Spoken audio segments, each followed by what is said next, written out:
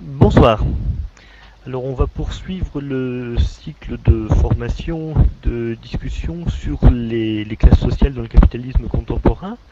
On avait abordé, bien évidemment pour commencer, la classe ouvrière, et on avait creusé un petit peu plus loin deux aspects qui étaient la question spécifique du chômage et celle de l'immigration. Alors aujourd'hui, on va basculer de l'autre côté du capitalisme en se penchant un petit peu sur la classe capitaliste, tout simplement. Il faut l'étudier pendant qu'il y en a encore une. Alors, je parle bien de classe capitaliste et c'est important. Je me suis aperçu en me penchant sur la question que Marx avait beaucoup hésité sur le mot à choisir, et c'est vrai que par habitude, on emploie souvent le mot bourgeoisie. Marx l'emploie effectivement dans le manifeste, il l'emploie de temps à autre dans des textes un peu de propagande, et en fait dans les textes scientifiques, notamment dans le Capital, il ne parle quasiment que de classe capitaliste. Alors ça peut sembler pas grand chose, ça a quand même son intérêt ce choix, c'est que bourgeoisie c'est un terme qu'il a lancé d'une certaine façon. C'est un vieux mot évidemment, c'est un mot qui existe au Moyen-Âge, mais ça désigne les habitants d'un bourg, les habitants d'une ville, et par extension, ça désigne les citoyens. C'est particulièrement vrai en allemand, hein, le Bürger, c'est à la fois l'habitant d'une ville et le citoyen. Et du coup, ça désigne pas vraiment ce qu'on entend nous par bourgeoisie. Et ce qu'on entend par bourgeoisie, c'est le sens dans lequel Marx a lancé et aussi dans lequel il l'a abandonné. Il l'a abandonné parce que ça posait tout un tas de problèmes de compréhension, visiblement, d'incertitude, et il avait envie d'un vocabulaire qui soit clair, net et précis. C'est vrai que le fait que le bourgeois soit aussi le citoyen, ça avait du sens dans une société où les ouvriers n'avaient pas le droit de vote. C'est devenu un peu plus compliqué par la suite. Si je dis ça, c'est aussi parce qu'on s'aperçoit encore que ça a un sens très imprécis dans la tête des gens bourgeois. Le bourgeois, c'est celui qui est un peu plus riche que soi, ou celui qui se donne des airs de riche. C'est ça peut être l'État, on parle volontiers d'État bourgeois, mais en mettant un peu tout et n'importe quoi dedans, sans forcément chercher à comprendre quelle est la relation qui unit l'État à la classe capitaliste. Bref, c'est souvent un mot fourre-tout. J'aurai l'occasion d'en reparler quand on parlera justement des classes qui composent ce qu'on a appelé petite bourgeoisie, parce que là c'est encore pire. Mais là vraiment, c'est fort utile dans la propagande. Dès qu'on veut décrire les choses un peu plus précisément, c'est source de confusion. Et c'est pour ça que Marx parlait bien de classe capitaliste. Alors, s'il parle de classe capitaliste, c'est parce qu'il a défini, selon un certain nombre de critères, je l'ai dit déjà dans les séances précédentes et j'en reparlerai souvent, le critère de Marx, c'est un critère de mode de revenu. Et c'est un critère très spécifique à l'économie politique, qui n'est pas du tout, par exemple, le comment dire, un critère sociologique. Je vais expliquer. Petite coupure.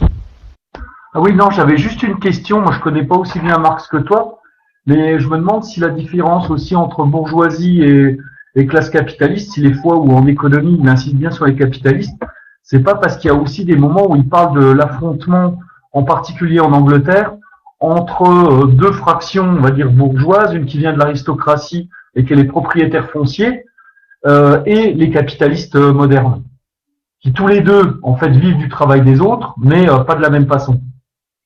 Est-ce que c'est pas lié à ça aussi les deux termes?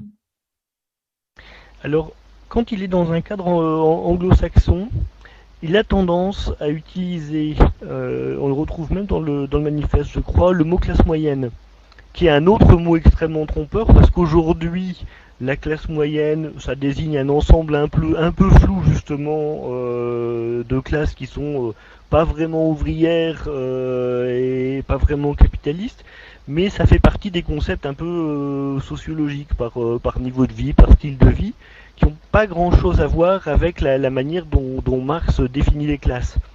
Mais en anglais, c'est vrai que middle class, traditionnellement, c'était la classe qui n'était ni paysanne ni noble, et donc ça a intégré la bourgeoisie, mais au sens un peu lâche.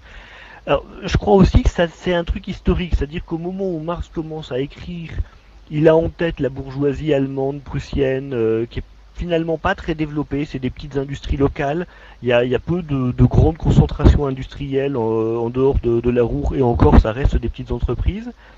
Et quand il arrive en Angleterre, les choses sont tout à fait différentes et il a besoin effectivement de mieux définir qui est qui. Et c'est vrai que ça se joue dans le cadre de cet affrontement entre les propriétaires fonciers, dont on reparlera dans une prochaine séance, et la classe capitaliste émergente. Il fait quelquefois la distinction aussi sur un truc justement historique. Il peut parler quelquefois de bourgeoisie quand il parle de l'affrontement entre la bourgeoisie et la noblesse dans une période relativement ancienne, dans la mesure où il n'y a pas encore un capital industriel bien développé. Quand il parle de classe capitaliste, c'est qu'il est dans le cadre d'un mode de production capitaliste déjà relativement développé. Il y a du coup tout un tas de subtilités de vocabulaire, mais c'est vrai que pour moi, ce qui est important à comprendre, c'est que pour définir les classes sociales, il faut sortir de toute idée de sociologie, de niveau de vie, de style de vie, etc. Même si ça peut avoir un lien avec tout ça, pour se concentrer sur le mode de revenu. Et le mode de revenu spécifique de la classe capitaliste, c'est qu'elle possède le capital et avec ça, elle achète la force de travail et elle tire ses revenus de la plus-value créée par cette force de travail. C'est vraiment très, très spécifique. Justement, comme tu disais, ça s'oppose par exemple aux propriétaires fonciers qui tirent de leurs revenus du fait qu'ils sont propriétaires soit de terres agricoles, soit de terrains urbains. Donc, on revient toujours à cette définition qui est basée sur le mode de revenu. Alors, du coup, ça permet de réfléchir un petit peu sur tout un tas de divisions qui existent à l'intérieur de cette classe, parce que comme toutes les classes, elle est malgré tout, comme tu disais, faite d'un certain nombre de factions qui peuvent être opposées entre elles. La plus couramment employée et qui n'est pas sans danger, c'est la division qu'on opère souvent entre capital industriel et capital financier. Alors, c'est à la fois pas totalement faux. D'abord, ça peut être des personnes séparées, mais c'est souvent beaucoup plus complexe que ça dans le capitalisme contemporain. Et ça peut être exactement les mêmes personnes. Ce qui est important dans la démonstration de Marx, c'est que le capital, il opère sous plusieurs formes au cours d'un cycle. Par moment, il est effectivement monnaie, qui peut être de la monnaie sonnante et trébuchante, mais qui peut être une pure monnaie de compte, une monnaie qui existe simplement à l'intérieur du circuit, comme reconnaissance de dette, comme action, comme tout ce que vous voulez. Ou il peut être capital sous la forme justement de force de travail qui est employée, sous la forme de machines, sous la forme des bâtiments, et ainsi de suite. Et donc, du coup, vouloir distinguer de manière absolue du capital financier et du capital industriel, c'est pas si évident que ça parce que c'est le même capital qui tourne en permanence et qui prend plusieurs formes. Ça, je rentre pas dans le détail là-dessus, mais il y a à la fois en ce moment tout un tas d'extrapolations sur le thème du banquier, du financier, etc. Et cette fameuse opposition qu'on retrouve souvent entre, en gros, un bon capital productif qui serait le capital industriel, qui serait du sérieux, du solide, et de méchants financiers avec un capital qui soit volatile, voire évanescent, et surtout qui soit uniquement spéculatif, usurier. Alors, c'est pas 100% faux, naturellement, mais ça prête vite à des dérives qui consistent à opposer l'un à l'autre et puis à en préférer l'un à l'autre. Ça ne permet pas de voir comment le cycle du capital unit ces deux formes différentes. Et puis, ce qu'ont remarqué des gens avec lesquels on peut avoir des tas de désaccords par ailleurs sur d'autres sujets, mais qui peuvent écrire des choses intéressantes comme Poston, fait remarquer que bien souvent cette distinction entre le capital industriel et le capital financier, ça se traduit politiquement dans toutes les variantes de l'antisémitisme. Ça, bon, je rentre pas dans ce détail, on peut en débattre par la suite ou une autre fois, mais c'est quand même un schéma à avoir présent à l'esprit. Il y a tout un tas d'autres distinctions internes à la classe capitaliste, hein, dans la mesure où effectivement, euh, première chose toute simple, le capitaliste qui répond à la définition, c'est-à-dire qui possède du capital, qui achète de la force de travail, qui tire ses revenus de la plus-value, ça peut être le petit patron de la boîte du coin qui a ses 3 employés, comme ça peut être l'actionnaire d'un groupe multinational avec un revenu des millions de fois supérieur au premier. Malgré tout, ces deux-là rentrent dans la même définition. Et c'est pas sans incidence, évidemment, le fait qu'il puisse y avoir un tel écart à l'intérieur d'une classe.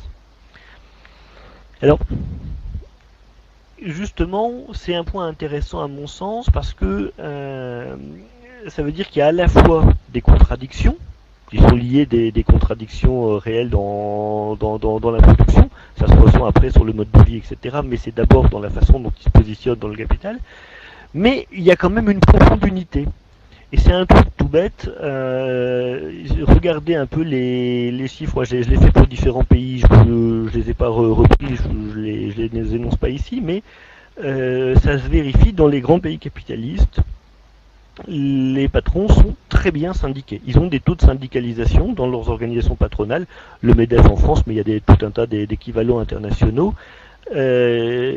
Extrêmement élevés. La plupart des patrons, sinon presque tous, sont membres d'une organisation patronale, quelle que soit leur branche. Et ça, évidemment, on ne peut pas en dire tout à fait la même chose du mouvement ouvrier. Alors c'est très variable d'un pays sur l'autre en fonction de comment il s'est structuré historiquement, de qu'est-ce qu'il gère dans la société et ainsi de suite. Mais globalement, les patrons sont mieux organisés, indépendamment même des liens étroits qu'ils peuvent avoir avec l'État, etc., etc. D'emblée, ils sont mieux unis. Ils ont entre guillemets, c'est pas un mot que j'emploie souvent, mais une conscience de classe souvent très développée, et du coup une conscience de l'unité de leur intérêt qui est extrêmement forte. Et ça se vérifie surtout dans les moments de crise, parce qu'évidemment, ils sont en concurrence par le jeu même du marché, ils sont placés en permanence en concurrence entre eux, que ça soit une concurrence entre égaux, entre guillemets, entre entreprises d'à peu près la même taille qui cherchent à se bouffer l'une l'autre, ou que ça soit entre les tout petits patrons qui se font bouffer par des plus gros et ces plus gros. Donc il y a ce phénomène de concurrence qui les divise en permanence. Cela dit, il existe aussi au sein de la classe ouvrière, même s'il ne prend pas exactement les mêmes formes. Mais dans les situations de tension, ils ont une grande capacité à reconnaître l'existence d'intérêts communs entre eux et à s'unifier contre la classe ouvrière. Je ne vais pas rentrer ce soir dans tous les détails historiques par rapport à ça, mais on peut le voir dans un certain nombre de situations de révolution, mais même tout simplement de crise sociale et politique, la manière dont ils arrivent à se regrouper entre eux. Alors, autre type de division, simplement au-delà de la stratification de richesse entre eux et de la concurrence, même si c'est lié, mais il y a des stratifications liées à leur capacité à développer leur marché internationalement ou non. Ça, c'est un truc qui est pour le coup très important politiquement dans la manière dont ils vont se positionner, parce que si vous avez une petite entreprise qui exporte essentiellement à l'intérieur d'un marché national et que vous risquez gros parce qu'il y a une concurrence internationale, eh bien, il n'y a pas une politique protectionniste vous est extrêmement favorable. Vous avez intérêt à ce que l'État développe une politique qui protège votre industrie contre les industries équivalentes à l'extérieur. Parmi les autres contradictions internes à la classe capitaliste, il y en a une qui est toute simple, mais qui est importante, c'est la divergence entre le patron physique, d'une certaine façon, qui est l'ancien modèle, celui que Marx a connu d'ailleurs pour l'essentiel. Quand je dis patron physique, c'est-à-dire celui qui existe comme personne individuelle vis-à-vis de l'entreprise, qui est connu des salariés comme tel, celui qui avait son portrait sur le mur du fond de l'entreprise et ainsi de suite, par rapport à l'entreprise qui est cotée en bourse et qui est beaucoup plus lointaine. Ça a l'air de rien, mais c'est important. On l'entend de plus en plus des ouvriers, on demande mais alors c'est qui le patron? Au fond, ils en savent absolument rien parce que l'entreprise, elle a été rachetée par une multinationale qui a elle-même été rachetée, qui a été fusionnée, qui a été rachetée. Ils ont eu 12 repreneurs en 5 ans. Et le patron, si ça tombe, c'est un fonds de pension quelque part de l'autre côté de la planète. Enfin, ça n'a plus de support physique visible. Et c'est vrai que la vieille bourgeoisie, justement, qui s'incarnait dans des personnes bien connues, qui pouvaient éventuellement habiter dans le quartier d'à côté, on savait où était sa maison, on savait à quoi il ressemblait et on connaissait son nom, ça existe encore, naturellement, mais ça s'efface de plus en plus vis-à-vis d'un modèle où le patron, on ne sait pas trop qui, et c'est un système d'action. Marx, qui a vu arriver cet aspect-là du capitalisme, puisqu'il y avait déjà bien sûr des entreprises par action, mais elles étaient en train de se répandre, considérait que c'était une forme de socialisation par le capital. Une socialisation un petit peu paradoxale, mais pas tant que ça. Et il y voyait effectivement un changement extrêmement important dans le fonctionnement du capitalisme, mais aussi, il faut le rappeler, une chance d'une certaine façon pour la classe ouvrière, parce que toute forme de socialisation, c'est déjà ça de fait. Dans le sens où c'est plus simple d'une certaine façon de socialiser à très grande échelle par le travail de concentration qui a déjà été opéré par la classe capitaliste, par le fait justement qu'il y ait des immenses entreprises mondiales, que de socialiser petite boîte par petite boîte telle qu'elle pouvait exister au début du 19e siècle. Donc c'est un changement dans la classe capitaliste, c'est aussi un changement dans la relation que les salariés, que la classe ouvrière peut entretenir avec cette classe. Donc voilà, je pense que c'est là-dessus qu'il faut terminer, parce que c'est quand même ça qui ouvre les perspectives les plus intéressantes pour nous. Donc voilà, je ne sais pas si vous avez des questions sur le sujet. Ouais, c'est pas vraiment une question, c'est plus pour rebondir sur ce que tu disais à la fin. C'est que là, les dernières statistiques, c'est sur la concentration du capital, hein, les dernières statistiques sur justement la concentration des richesses, c'est que 1%, le 1% les plus riches possèdent à peu près autant que les 99% les plus pauvres. Bon, dans les 99% les plus pauvres, il y en a qui sont vraiment très pauvres et d'autres qui sont quand même pas mal riches. Mais ça donne une image où les 85 personnes les plus riches qui possèdent autant que les 3,5 milliards les plus pauvres, ça donne une image quand même de la concentration extrême du capital aujourd'hui. C'est voilà. Et c'est vrai ce que tu dis, c'est vrai que c'est plus facile d'exproprier quelques grands bourgeois que lorsque tu as une masse de petits bourgeois. Et puis Marx, comme Lénine d'ailleurs, il parle généralement aussi de ce problème-là qui se pose en cas de révolution, quand on se retrouve devant plein de petits patrons. Voilà. C'était plus ça que voilà pour rebondir en fait sur la dernière chose, la dernière chose que tu disais. Et autre chose, c'est vrai que tu parlais aussi de la conscience de classe de la bourgeoisie et de la classe capitaliste. C'est vrai que d'habitude, et surtout quand le prolétariat est un peu remuant, ils ont cette conscience de classe de pas se battre, de fasse de pouvoir savoir être très unie, ce qui s'est montré notamment en Allemagne ou en Italie, où toute la bourgeoisie, toute la classe capitaliste n'était pas forcément pour jouer la carte du fascisme, mais à un moment on dit bon écoutez on va laisser ça quand même pour ne pas montrer des divergences entre nous quand il y a un prolétariat un peu remuant.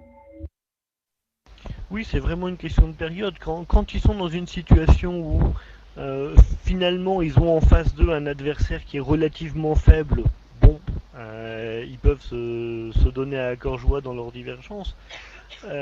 Quand ils sont face à un adversaire qui reprend du poil de la bête ou qui montre une certaine unité, eux savent la trouver très vite. Alors, la concentration, c'est vrai qu'elle a atteint des sommets qui étaient même inimaginables au XIXe siècle. Hein. Marx pensait qu'on était déjà arrivé à un sommet impensable il était très loin de la réalité à laquelle on est arrivé. Alors ça a des plus, ça a des risques aussi. Euh, le plus, c'est vrai que si on se met dans une situation concrète, on dit ben voilà, dans un coin du monde capitaliste avancé, y a un changement de situation, y a un changement de pouvoir, la classe ouvrière est en mesure de changer les choses, ça fait autant de canaux de circulation d'une certaine façon. Si vous dites d'un seul coup les employés de Carrefour dans toute l'Europe, c'est eux qui contrôlent l'ensemble du fonctionnement de leur boîte, ça a un impact immédiat dans la manière dont vont se représenter les choses l'ensemble des salariés de Carrefour sur les autres continents. Ce qui n'est pas forcément le cas quand la petite fonderie du coin ou justement le petit magasin du coin, même avec trois employés. Donc ça, c'est une chaîne de communication, certes du capital, mais aussi interne à la classe ouvrière d'une certaine façon. Et c'est un débat qu'on a déjà eu par rapport à la question de l'Europe, mais c'est un peu le même genre de choses qu'on a vu apparaître ces dernières années, qui était à peu près impensable il y a même 15 ou 20 ans. C'est qu'il peut y avoir par exemple des grèves simultanées d'une même entreprise sur plusieurs sites européens. Et c'est pas exclu qu'on voit ça sur des échelles plus grandes encore à un moment donné. Donc cette concentration du capital, ce que ça démarre, ce dont Lénine parle aussi d'ailleurs assez fréquemment, ça a un impact direct sur la manière dont la classe ouvrière peut s'organiser.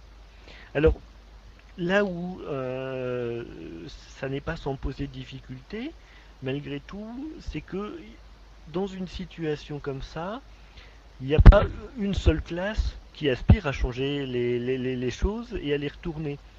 On voit très bien se dessiner, c'est pas tout à fait une nouveauté, mais c'est assez fort.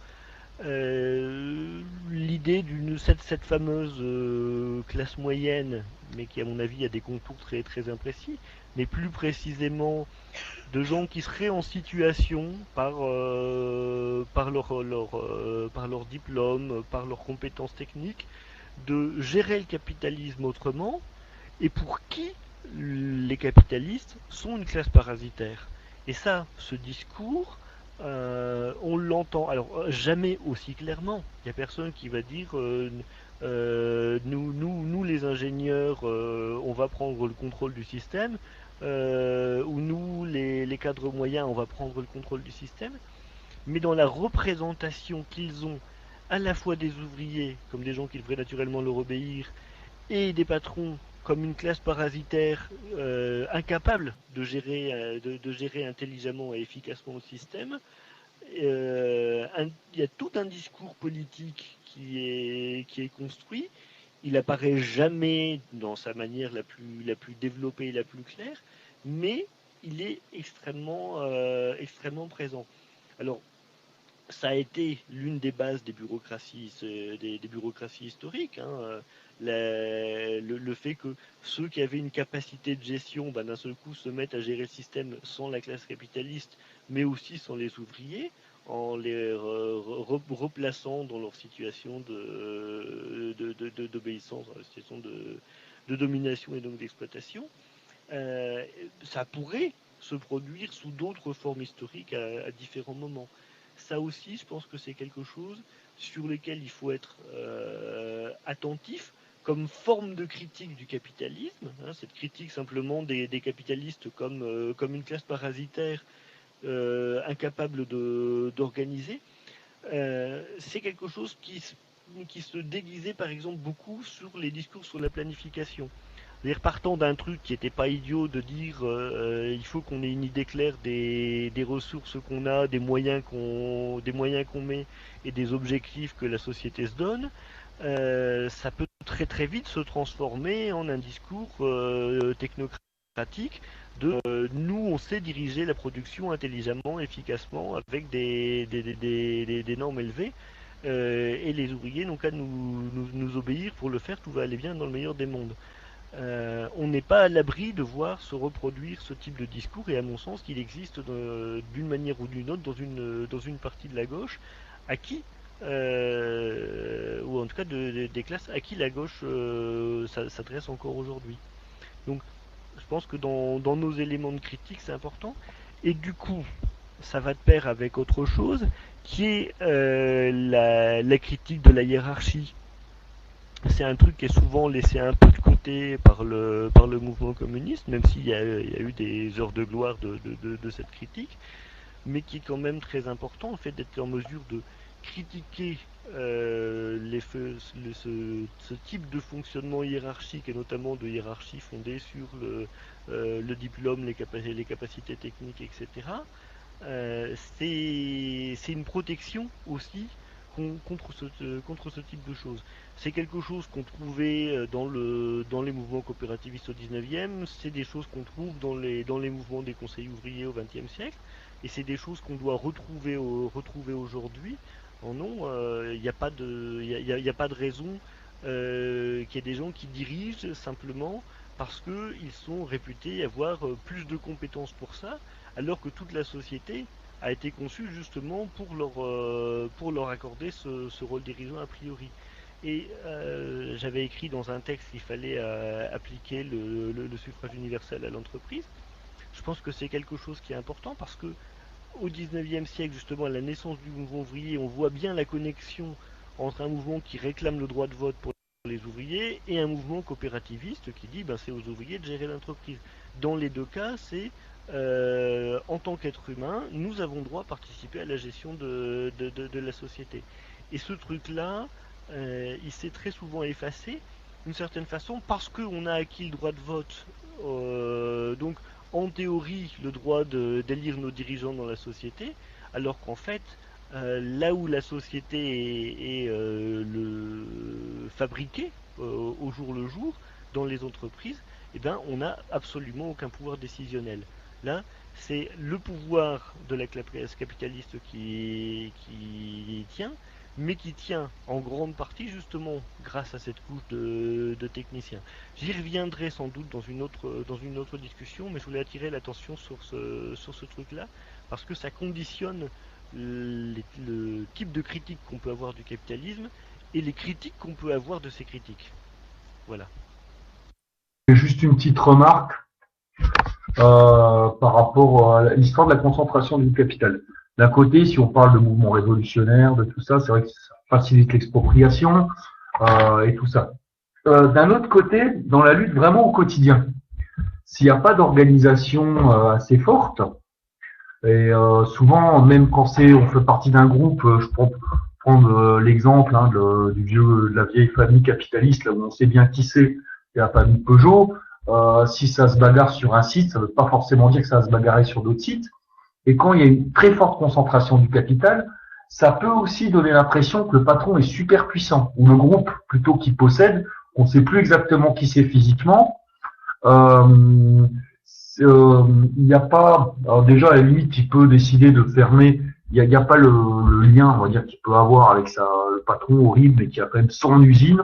Et des grands groupes, ils peuvent dire bon, j'en ai rien à foutre, tiens, ce truc-là, il me rapporte plus d'argent, hop, je ferme cette boîte-là. Et pour les ouvriers, ça peut sembler beaucoup plus difficile de se bagarrer. Bon, il faut aller vers les autres sites. Enfin, une des idées peut aller vers les autres sites, essayer, comme ce qui avait été un peu Continental, euh, vers les sites en Allemagne et tout ça du groupe, ou Airbus. Enfin, il y a des choses comme ça qui se font. Mais parfois, de trouver ça très difficile quand tu disais, bon, par exemple, le patron, on savait à peu près où il habitait et tout ça. Sur certains groupes, il décide de fermer l'usine, mais on sait même pas, on peut même pas aller le choper chez lui, le secouer ou le séquestrer, quoi. Voilà. Ça peut parfois rendre, je trouve, dans la lutte au quotidien, ça peut quand même parfois sembler plus compliqué. Ça, c'est une réalité forte qu'on voit beaucoup aujourd'hui dans un certain nombre de luttes. C'est vrai que le souvenir des générations antérieures, c'est que le patron, on pouvait aller effectivement manifester devant chez lui, une fois de temps en temps sa maison brûlée. Au moins, c'était relativement identifiable. Et ces dernières années, ces 15-20 dernières années, on a vu des luttes où l'un des enjeux de la lutte était de savoir qui était le patron et où est-ce qu'il était. Moi, je me souviens, bon, ça commence à dater, c'est une quinzaine d'années de la fermeture de la filature Mosley ici, où pourtant le patron était d'une vieille famille bien connue, les Meyassou, qui a également donné un célèbre anthropologue marxiste, mais qui était de la très grande bourgeoisie textile du coin. Et où était le patron, le Meyassou, on n'en avait aucune idée. Physiquement, on savait plus où il était passé. Et là, aujourd'hui, on voit effectivement des boîtes où il y a eu tellement de repreneurs que bon, bah, ça disparaît du jour au lendemain. On ne sait plus très bien ce qui se passe. Les ordres arrivent de très loin. Ça serait à examiner, mais je ne serais pas autrement surpris que ça joue dans la diffusion du confusionnisme sous toutes ses formes en ce moment, de toutes les théories du complot, etc. Alors, traditionnellement, elle touchait justement plutôt des couches sociales, des classes sociales qui étaient un peu extérieures à la production, qui du coup voyaient le capitalisme comme essentiellement sous sa forme bancaire, usuraire, etc. Parce que le capitaliste comme exploiteur, ça leur parlait pas beaucoup parce qu'ils ne le vivaient pas. Mais aujourd'hui, c'est vrai aussi pour tout un tas d'ouvriers que le capitaliste, même s'ils sont exploités directement, ça apparaît comme quelque chose de très nébuleux, très lointain, et du coup c'est extrêmement favorable au développement de théories du complot et de ce sentiment d'un capital tout puissant. C'est vrai aussi que les capitalistes, dans la contre-révolution des années 70, ont joué cette carte-là dans la mesure où ils ont délibérément fermé un certain nombre de sites, réduit très fortement la taille des sites. Hein, c'est ce qu'on voit aujourd'hui, même s'il reste encore ça et là des très grosses usines. Souvent, elles ont été reconstruites dans des secteurs qui avaient perdu leur tradition syndicale ou qui n'en avaient pas. C'est reconstruit en cambrousse ou construit dans des zones qui avaient été détruites par le chômage. Il y a un camarade qui pourrait nous parler de Toyota où il a travaillé, qui a un cas comme ça un peu typique, d'une zone qui certes a été un grand secteur de lutte autrefois, mais dont la classe ouvrière a été brisée sur 2 générations par le chômage, et puis d'un seul coup il recrée une usine, mais dans laquelle les traditions syndicales, même si elles sont vigoureuses, ont eu du mal à se réimplanter parce qu'elles avaient été liquidées dans le chômage et dans la misère. Et sinon, la tendance, c'est plutôt aussi de 150, 200. Et même ceux-là, ils ont tendance à essayer de les fractionner. Je crois qu'on en a déjà parlé dans d'autres discussions, mais c'est très important.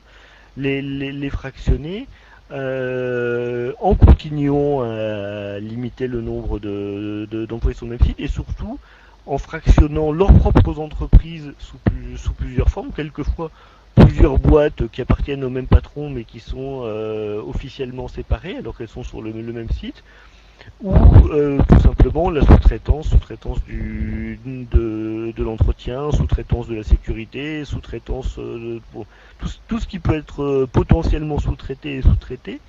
Et du coup, quand il y a plusieurs employeurs, c'est aussi très compliqué de se battre. C'est plus difficile quand la personne qui passe le balai n'a pas le même patron que celui qui garde à l'entrée, que celui qui est effectivement en train d'utiliser une machine, que quand tout le monde a le même patron et peut l'identifier.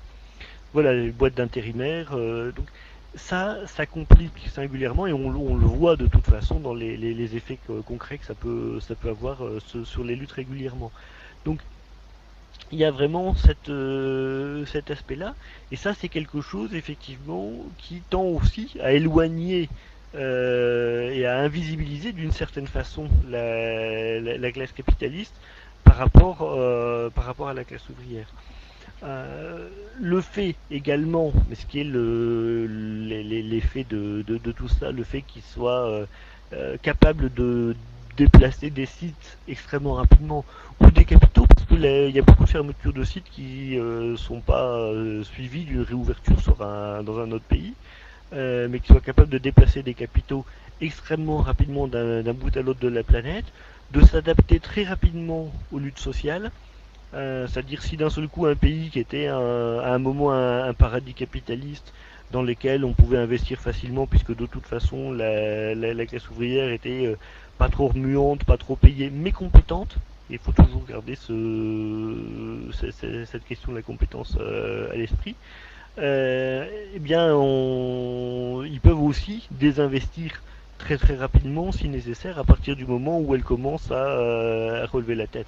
Hein, ce qu'on voit au Bangladesh, par exemple, où il y a eu des luttes très fortes ces dernières années, où il y a eu la création d'un salaire minimum et ainsi de suite. C'est typiquement le genre de situation où les capitalistes, ça devient moins intéressant pour eux d'investir.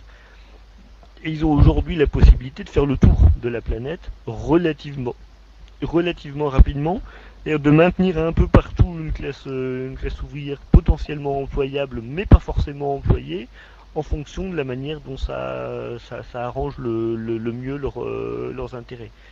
Et ça aussi, ça concourt très très nettement, non seulement à rendre plus difficile à voir ou à nommer la classe capitaliste, et puis, même si ça crée potentiellement des lignes de reconnaissance ou de solidarité, là où justement le mouvement ouvrier organisé sait les mettre en action, ça peut aussi créer d'immenses différences parce que c'est vrai que si tu travailles dans le même groupe, mais que par ton quotidien ou par le simple éloignement géographique, tu es dans des conditions de travail extrêmement différentes de ton collègue qui est en Asie du Sud-Est ou au Brésil, c'est pas évident a priori de se dire ok on est dans la même boîte, on fait face au même taulier. Ça, le mouvement ouvrier, le mouvement syndical peuvent en théorie le faire. Cela dit, c'est quelque chose qui progresse très lentement. Là encore, les capitalistes, à l'échelle internationale, sont bien mieux organisés pour se connaître, se rencontrer, avoir des politiques communes, que ne le fait le mouvement ouvrier, même avec la fusion des centrales syndicales internationales et ainsi de suite. Dans quel sens tu veux dire, Renaud?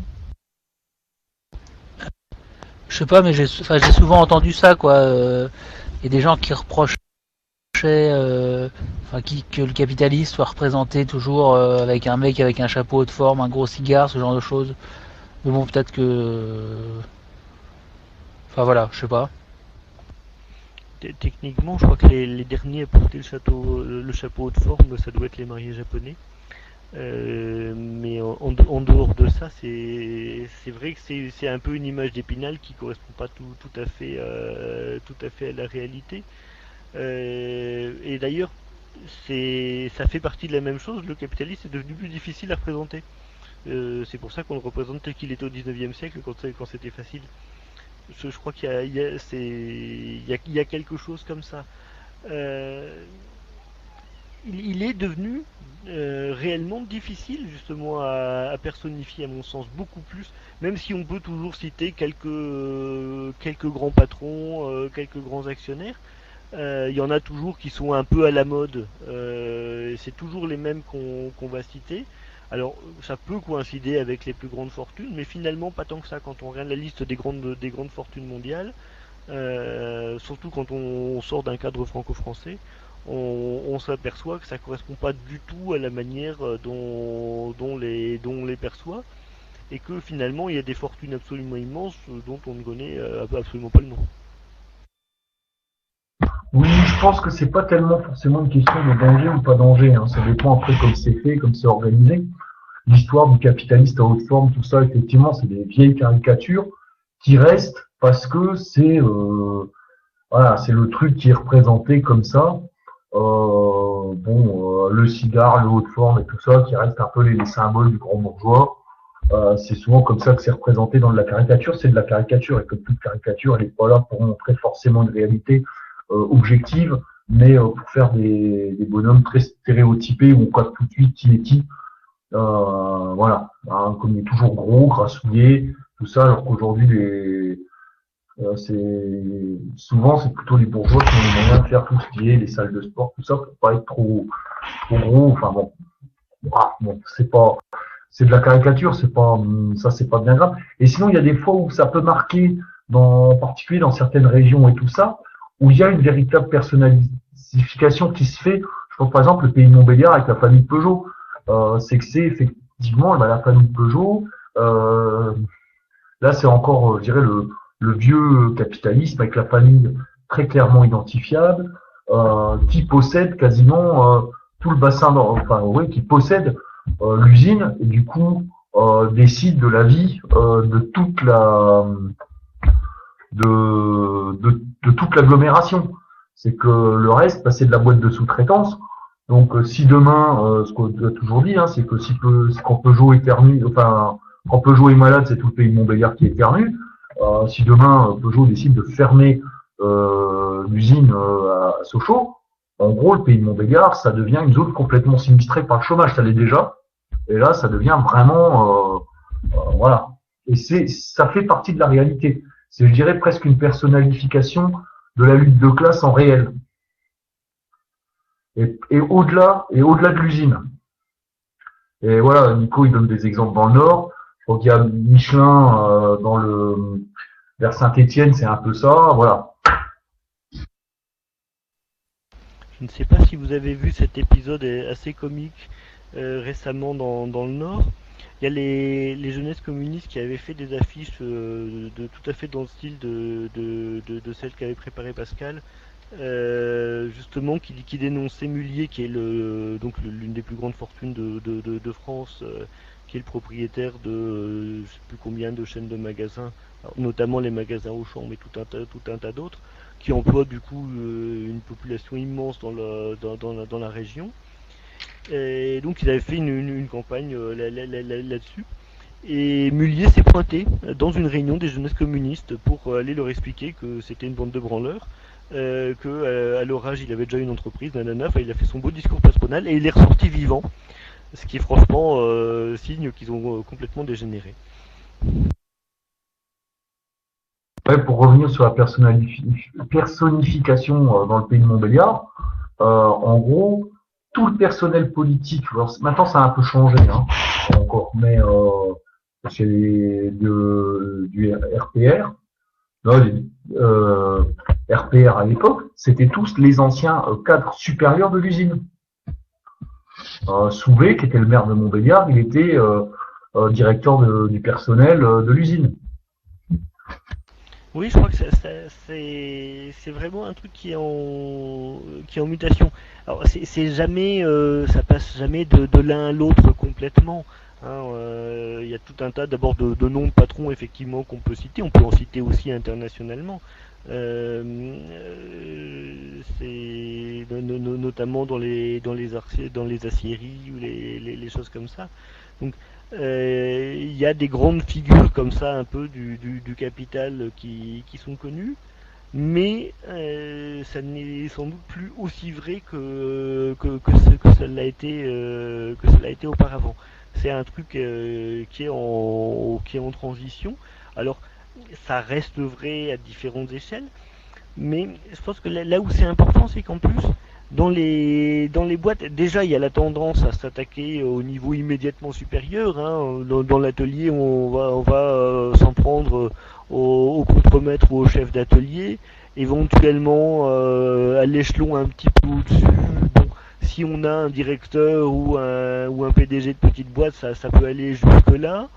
Mais c'est souvent difficile de se représenter un adversaire qu'on ne nomme pas vraiment, dont on ne sait pas quelle tête il a, et ainsi de suite. À moins que ça soit justement une de ces grandes figures internationales un peu connues, où on peut dire ok, mon patron c'est lui, mon bon. Mais sinon, ça fonctionne pas très très bien. Et moi je trouve qu'il y a un danger à personnifier l'ennemi. Par contre, on voit que dans la lutte, être capable d'identifier, de nommer l'ennemi, c'est simple et fédérateur. Donc du coup, je pense qu'on perd effectivement quelque chose par rapport à ça. Et se battre contre un ennemi anonyme, je suis pas sûr que ça nous simplifie totalement la vie de ce point de vue-là. Ou alors c'est qu'on n'a pas non plus achevé la transition par rapport à ça. Après, je crois que ce que tu dis, hein, c'est que la grande bourgeoisie, les grands capitalistes, nous, on les voit jamais. À part, à la limite, et encore, je vais prendre, bon, je vais prendre Peugeot. À part ceux qui sont élus au comité central d'entreprise qui voient le PDG, mais la famille Peugeot, quasiment aucun lien entre un ouvrier et la famille Peugeot. Et là, je prends encore du capital local, personnifiable et tout ça. Il y a déjà très peu qui voient le PDG. Donc, voilà. Donc, c'est plus difficile de leur rentrer dedans. Bon, le jour de la Révolution, il faudra quand même leur demander des comptes. Et alors, dans ce cas-là, là, avec l'histoire d'identifier le patron, comment ça se passe pour les comment ça se passerait pour les employés d'EDF, etc., ou de la SNCF, donc des entreprises publiques ou semi-publiques? Je crois que c'est la même chose. D'abord, dans les représentations, euh, ça reste malgré tout l'État le patron. Même si ça n'est plus vrai en termes de capital. Et c'est vrai que globalement, c'est les PDG, l'encadrement le supérieur qui prend un peu cette place-là dans les représentations. Euh, donc c'est quelque chose comme ça qui se joue. Mais de toute façon, euh, c'est important à mon sens dans la lutte de pouvoir nommer. Cela dit, une classe c'est un ensemble et surtout c'est un système de relations sociales. Donc en réalité, au moment d'une révolution, c'est l'ensemble des rapports sociaux qui est d'abord aboli ou en tout cas qu'on essaie d'abolir. C'est à ce niveau-là que ça se transforme. Après, là où ça a un impact, c'est effectivement un truc dont on a déjà un peu parlé aussi. Euh, je crois qu'il est bon de pouvoir identifier d'une manière claire parce qu'il y a des comptes à demander. Et je pense que c'est important que ça soit fait. On l'a déjà souligné par exemple à propos des appels que nos camarades ont lancés souvent pour des procès pour les responsables de telle ou telle question politique.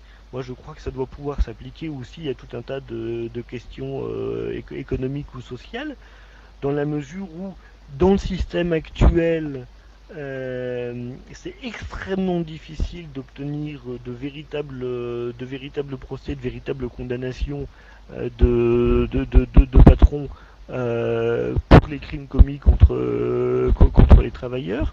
Hein, que ça soit les accidents mortels, que ça soit les suicides causés par les conditions de travail, que ça soit les maladies graves causées par les conditions de travail. Là, je pense à un camarade. Mais c'est des millions de travailleurs dans le monde qui sont exposés à tout ça. Et ça, je pense qu'il faut qu'on puisse en demander compte. Et encore dans les pays capitalistes avancés, parce qu'il y a un historique du mouvement ouvrier, il y a un peu de marge de manœuvre par rapport à ça. Mais si vraiment il y avait des condamnations, il y en aurait tous les jours et ça tomberait. Il y a tout un tas de pays où ça n'est même pas considéré sur la liste des crimes. Donc ce travail-là, il est à faire à un moment ou à un autre, et je ne crois pas justement qu'il faille de vengeance sauvage. Ça serait la pire des choses, même si ça peut arriver, ça s'est vu dans tout un tas de révolutions. Je pense qu'au contraire, il faut prendre des responsabilités et que on puisse faire les choses dans des règles des règles de droit, de justice qui soient sérieuses et fiables. Mais à un moment, c'est important que les responsables soient clairement identifiés et nommés. Voilà, l'exemple des catastrophes minières en Turquie, c'est un très bon exemple, mais on en a tout un tas d'autres en tête. C'est important que les responsabilités soient connues, indépendamment d'ailleurs de la question de savoir quel type de peine on applique. Est-ce qu'on en applique tout simplement? Moi, je prends souvent l'exemple, je trouve intéressant du règlement de l'apartheid en Afrique du Sud, où la décision, ça a été de dire on va porter en justice devant des cours spéciales l'ensemble des cas, mais il n'y aura pas de condamnation. Simplement, pour le principe que les choses soient connues et qu'on puisse identifier les coupables. Alors ça peut se discuter longuement, et je pense que ça fera partie nécessairement des questions à se poser dans un changement social, mais que pour faciliter justement la transition, exposer les crimes qui ont été connus et permettre aux victimes ou aux familles des victimes de voir que justice est rendue, c'est extrêmement important. Ça n'a qu'un temps, c'est un des éléments de transition les plus tangibles à mon sens, mais je crois qu'il faut pouvoir le faire. Et là, du coup, oui, il y aura des noms.